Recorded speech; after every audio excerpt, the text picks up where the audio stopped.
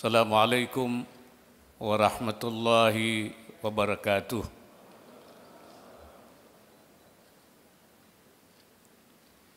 Bismillahirrahmanirrahim. Alhamdulillahilladzi bihamdihi yuftatahu kullu risalatin wa maqalah. Wassalatu wassalamu ala sayyidina wa maulana Muhammadin al-Mustafa sahibin nubuwah wal risalah wa ala alihi wa ashabihi al-hadina min ad-dalalah. Amma ba'd. Sadatul fudala al-ulama min al-bilad al-shaqiqah wa khassa fadilat wakil al-Azhar al-Sharif Syekh Al-Ustadz Dr. Muhammad Abdurrahman Ad-Duwaini. Yang saya hormati Ibu Negara Republik Indonesia keempat,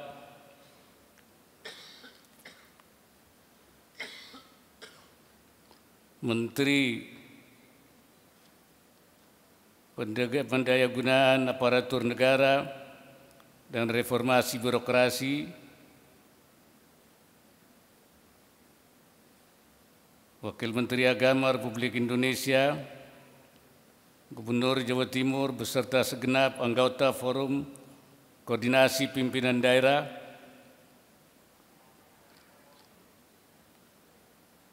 Mustasyar PBNU, Dr. Kiai Haji Mustafa Bisri, Raisam PBNU, Kiai Haji Miftahul Akhyar, Ketua Umum PBNU, Kiai Haji Yahya Khalil Taquf,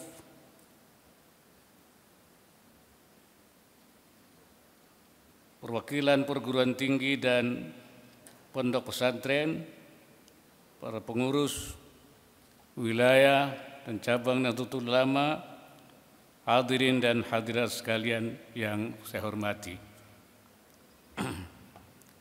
Saya mengapresiasi terselenggaranya acara ini, yakni Muktamar Internasional Fikih Peradaban, yang merupakan rangkaian agenda peringatan 1 abad Nahdlatul Ulama, dan oleh panitia saya diminta untuk menyampaikan keynote speak tentang kontekstualisasi pandangan keagamaan dengan realitas peradaban yang berubah.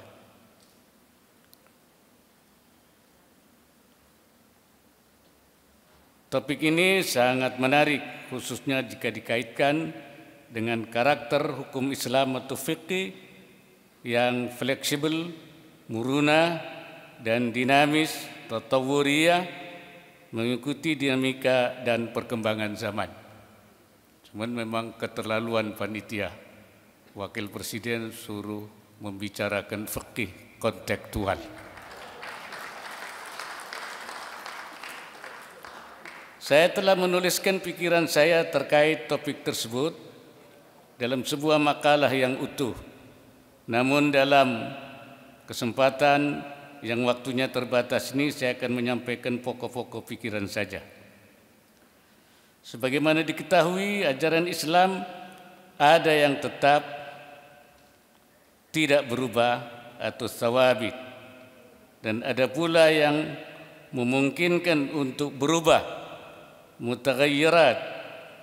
Ajaran Islam yang tsawabit tidak ada celah bagi kita untuk mengubahnya, sebagaimana dijelaskan oleh Imam Al-Ghazali, wa wujubus salawatil khams waz zakawat wa mattafaqat alaihi al-ummah min jaliyati syar'i fihi adillatun qat'iyyah ya'thamu fiha al-mukhalif falaysa dhalika mahallul ijtihad.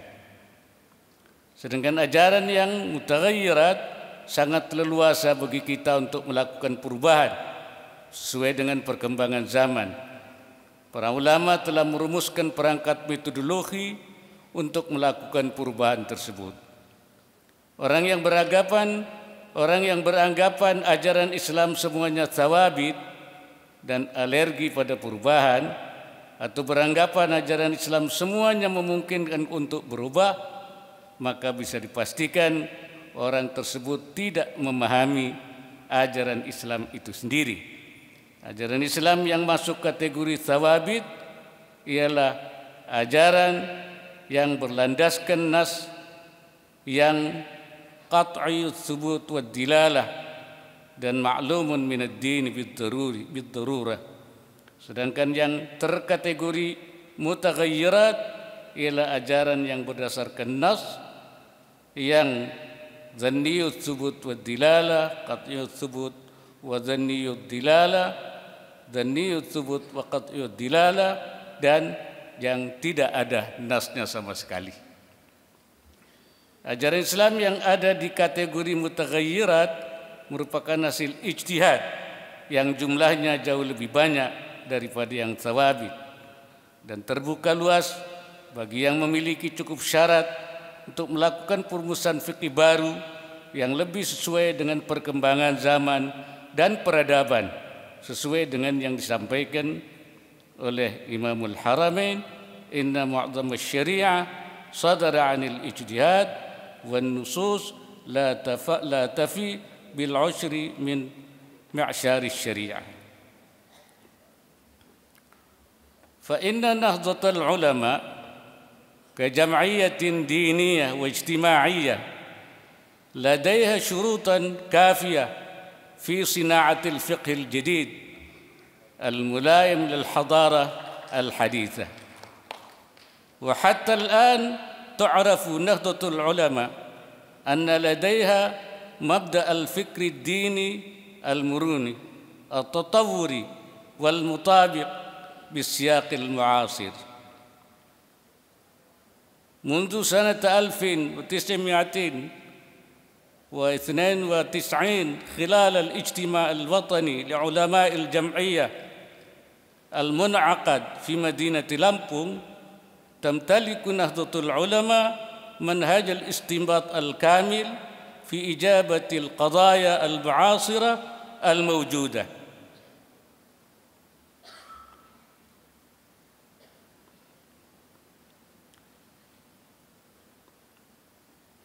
من القول والمنهج، بمعنى أن عملية استنباط الأحكام في هذه الجمعية لا تعتمد على نقل النصوص الفقهية الموجودة في الكتب المعتبرة فحسب، بل شرع أيضا بالاجتهاد باستخدام المناهج المعتبرة عند علماء الأصول. إفاضة إلى ذلك فإن نهضة العلماء من خلال الاجتماع الوطني لعلمائها المنعقد في مدينة سورابايا سنة 2006 الماضي قامت بتحديد خصائص منهج الفكر المسمى بالفكرة النهضية، وهي التوسطية والإصلاحية والتطورية والمنهجية. لذلك من مقامها أن تشترك نهضة العلماء في تقديم الردود والحلول الفعالة على عدة المشاكل العالمية والإنسانية التي تحدث في عصر حضارتنا الحديثة. Hadirin yang terhormat, balik Indonesia. Dalam membangun peradaban penting untuk dilandaskan pada kesadaran bahwa manusia adalah wakil Allah di bumi, khalifatullah fil ard, yang diberi tugas mandat untuk mengelola dan membangun bumi serta peradabannya. Hal itu sesuai dengan firman Allah, wa ansya'akum minal ardi wasta'marakum fiha. Kalimat wasta'marakum menurut para mufassir diartikan sebagai kallafakum bi'imaratiha, yang artinya kamu bertanggung jawab untuk memakmurkan bumi. Selain itu harus pula dilandaskan pada dimensi ketuhanan Rabbaniyah, teosentris, dan juga dimensi kemanusiaan insaniyah, antroposentris. Oleh karenanya penting untuk memperhatikan hal-hal berikut ini. Pertama, menempatkan diri sebagai wakil Allah yang menjalankan penugasan dari pemberi mandat, yaitu Allah Subhanahu wa taala. Dan kedua, antar manusia sebagai sesama wakil Allah harus saling menguatkan satu sama lain, tasanud, bukan saling bermusuhan atau ta'anud, karena pada hakikatnya yang memberi mandat adalah sama, yaitu Allah Subhanahu wa taala. Dan ketiga, antar manusia harus saling menjaga jangan sampai terjadi kegaduhan, karena manusia itu berada di bumi yang sama, yakni fi ardin wahid, sehingga jika terjadi kegaduhan di suatu tempat akan berpengaruh pada manusia di tempat lainnya, dan setiap potensi kegaduhan atau kerusuhan harus dicegah bersama dengan cara apapun supaya dampaknya tidak terkena kepada banyak pihak. Sejarah telah mencatat bahwa umat Islam pernah menorehkan cinta emas dalam pembangunan peradaban. Namun hal itu kemudian mengalami era kemunduran. Saat ini dunia sudah masuk pada babak baru peradaban, terutama karena globalisasi yang tidak terbendung. Oleh karena itu, para ulama dituntut mampu menjawab dinamika peradaban baru ini yang di banyak sisi sangat berbeda dengan peradaban sebelumnya. Ketentuan dalam fikih yang merupakan respon terhadap peradaban sebelumnya bisa jadi tidak cocok lagi untuk merespon peradaban saat ini, sehingga dibutuhkan konstruksi fikih baru yang lebih sesuai dengan peradaban saat ini. Dalam upaya pembangunan peradaban, peran ilmu pengetahuan atau sains sangat penting, dan bahkan ia berfungsi sebagai kunci peradaban, miftahul imarah, miftahul hadarah. Dan tidak benar bahwa ilmu pengetahuan merupakan penyebab terjadinya kerusakan dan kekacauan di muka bumi ini. Sumber kerusakan dan kekacauan di muka bumi ini adalah nafsu serakah manusia yang menyalahgunakan ilmu pengetahuan. Seperti dikatakan, seperti sampai di dalam firman Allah, walau taba'al haqqu ahwa'ahum lafasadatis samawati wal ard wa man fihinna. Oleh karena itu penting untuk mempersiapkan sumber daya manusia yang menguasai kunci peradaban tersebut, yaitu SDM yang unggul yang menguasai ilmu pengetahuan dan teknologi. Hadirin yang terhormat, di antara permasalahan yang menjadi perhatian peradaban modern adalah pola hubungan antar kelompok masyarakat dalam sebuah negara, khususnya hubungan antar kelompok agama. Terdapat dua pendapat dalam masalah ini, yakni prinsip hubungan berhadapan-hadapan secara antagonis, al-harb, al-qital, dan prinsip hubungan secara damai, as-silm. Pada masa lalu prinsip hubungan antagonis banyak digunakan sesuai dengan kondisi saat itu. Sesungguhnya banyak kita temukan di kitab-kitab fikih kategorisasi muslim, kategorisasi non muslim, yakni zimmi, muahad, musta'man, dan harb. Dan di antara ulama yang berpendapat hubungan damai adalah Ibnu Salah yang menyatakan innal asla huwa ibqa'ul kuffar wa taqriruhum li'anna Allah ta'ala ma arada ifna'al khalq wa la khalaqahum liyuqtalu wa innama ubiha qatluhum li'aridi dararin wujida minhum la anna dhalika jazaa'un ala kufrihim.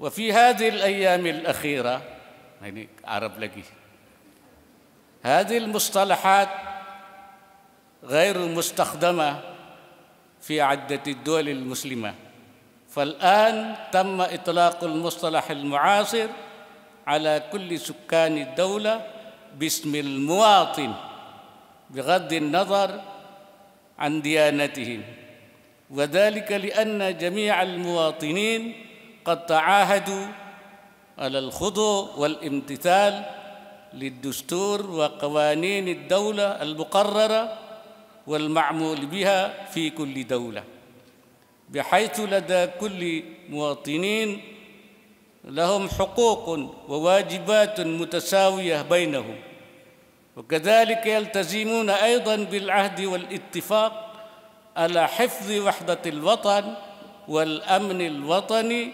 واحترام الحقوق الإنسانية بين بعضهم بعضا. وفي وقتنا الآن يشكل هذا الاتفاق بأيديولوجية الدولة ودستورها، والذي يسمى بالميثاق الوطني، ودولتها تسمى بدار الميثاق. لذلك يرى جمهور العلماء في يومنا هذا بأن العلاقة المبنية بين المسلمين وغيرهم لا بد أن تكون على مبدأ العلاقة السليمة وليس العلاقة العدائية. وفي هذا الصدد يجب علينا إعادة النظر في مفهوم الجهاد، أن جمهور العلماء في العصر الماضي كانوا يؤيدون مفهوم الجهاد بالمعنى العدواني وهو الهجومية، هذا لأن في ذلك العصر كانت ظروف الحياة مليئة بالصراعات والحروب بين المجموعات الاجتماعية وكذلك بين الأديان. إضافة إلى ذلك لا يوجد هناك أي مؤسسة أو هيئة على المستوى الوطني أو العالمي تنظم وتشرف على شؤون العلاقات بين تلك المجموعات أو بين الدول.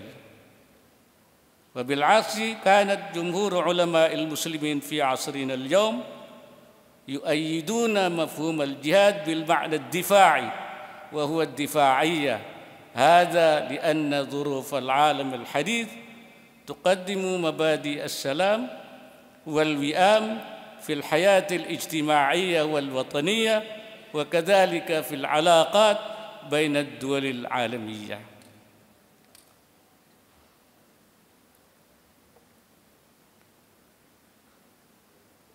وفيما يتعلق بالعلاقات الدولية لم نجد قولاً وافياً في كتب الفقه المعتبرة الذي يبحث هذا الموضوع، ففي يومنا هذا هناك مؤسسة دولية معترفة ومعتمدة تشرف على شؤون العلاقات الدولية وهي الأمم المتحدة، والتي تضم جميع دول العالم، وكان جميع الدول العالم ملزمة بالاتفاقية الدولية في خلق السلام بين الأمم.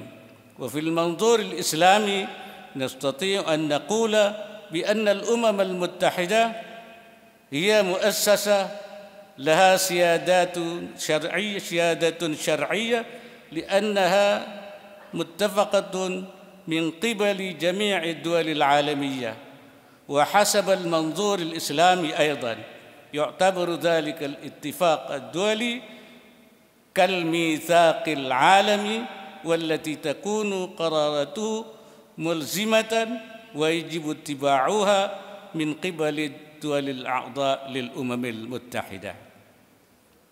Hanya saja Indonesia lagi. Dalam kenyataannya perjanjian internasional yang telah ditetapkan oleh PBB tidak sedikit yang dilanggar sehingga seringkali terjadi konflik antar negara, seperti pendudukan Israel di Palestina, serangan multinasional terhadap Irak, perang Rusia-Ukraina yang kemudian berdampak secara global. Oleh karena itu PBB harus diperkuat dengan memberikan kesetaraan hak antara anggota dan menambah representasi sebagai anggota tetap Dewan Keamanan yang mempunyai hak veto dari negara berkembang. Selain itu perlu diperbanyak forum-forum internasional yang memberi pengaruh kuat, memberikan pengaruh terhadap perserikatan bangsa-bangsa.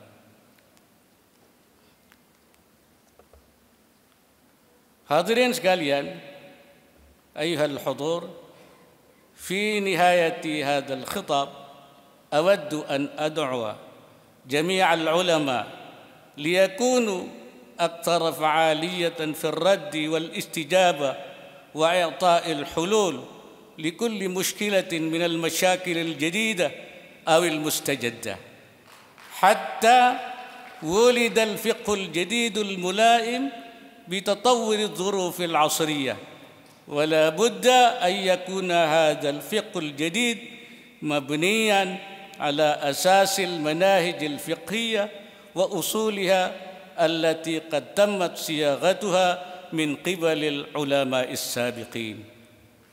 كذلك أدعو جميع العلماء في جميع أنحاء العالم إلى المشاركة الفعالة في صياغة النظام العالمي الجديد لأجل تحقيق الحياة العالمية الأكثر عدلاً وسلاماً ويستطيع أن يحل المشاكل العالمية والحضارية التي يواجهها خصوصاً الفقر والصراع والحرب وفساد البيئة. وفي هذا السياق أدعوهم أيضاً إلى الاستمرار في كفاحهم من أجل تعزيز القيم الأخلاقية العالمية وهي التفاهم المتبادل والاحترام المتبادل والتكافل والتعاون بين الدول العالمية. Akhirnya sekali lagi terima kasih atas kesempatan ini. Semoga Allah Subhanahu wa taala senantiasa memberikan inayahnya dan meridai setiap ikhtiar yang kita lakukan. Akhirnya dengan mengucap Bismillahirrahmanirrahim, Muktamar Internasional Fikih Peradaban secara resmi saya nyatakan dibuka.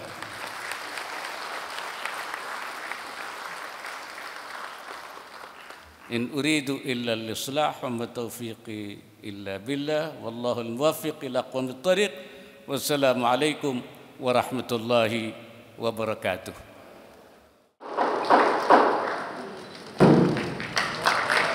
Alhamdulillahirabbil alamin. Pak, tolong dulu, Pak. Dengan demikian, Muktamar Internasional Fikih Peradaban ke-1 telah resmi dibuka. Masya Allah, tabarakallah. Kami ucapkan terima kasih yang kami berkenan untuk kembali ke tempat.